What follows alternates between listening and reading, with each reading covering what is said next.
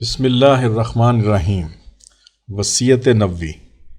ناظرین کرام، رسول اللہ صلی اللہ علیہ وسلم نے ابو ہریرہ کو نصیحت کرتے ہوئے فرمایا، اے ابو ہریرہ، تجھے ان لوگوں کی راہ پر چلنا چاہیے کہ جب لوگوں کو خوف لاحق ہوا تو وہ بے خوف ہیں، جب لوگ آتش جہنم سے پناہ کے طلبگار ہیں تو یہ بے خوف ہیں۔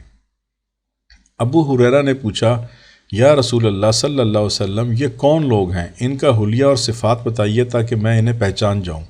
فرمایا، یہ میری امت کے آخری زمانے کے لوگ ہیں جو بروز قیامت انبیاء کی طرح اکٹھے کیے جائیں گے۔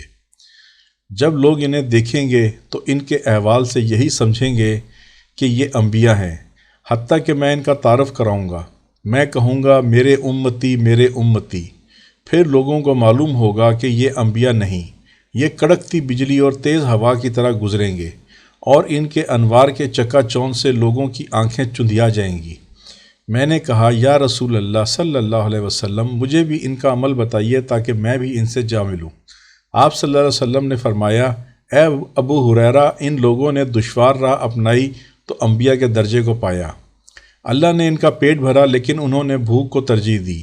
اللہ نے انہیں پہننے کو دیا مگر کم لباس رہے، پینے کو دیا مگر پیاسے رہے۔ یہ سب انہوں نے اس امید میں ترک کیا جو اللہ کے پاس ہے، حساب کے خوف سے حلال کو ترک کیا، دنیا کو صرف اپنے اجسام تک رکھا، ان کی کسی چیز میں دل نہ لگایا۔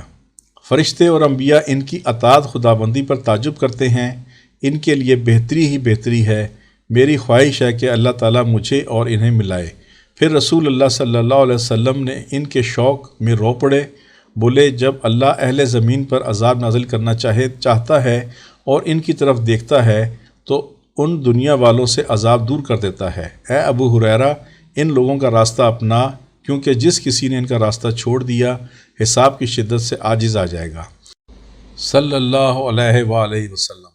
ناظرین کرام، اگر ویڈیو پسند آئی ہو تو لائک کریں، سبسکرائب کریں، بیل آئیکن پر کلک کریں تاکہ ہم سب سرکار دو عالم صلی اللہ علیہ وسلم کی ذات اقدس کے بارے میں زیادہ سے زیادہ جان سکیں اور ہر نئی آنے والی ویڈیو کے بارے میں آپ کو مطلع کر سکیں۔ شکریہ۔ اللہ حافظ۔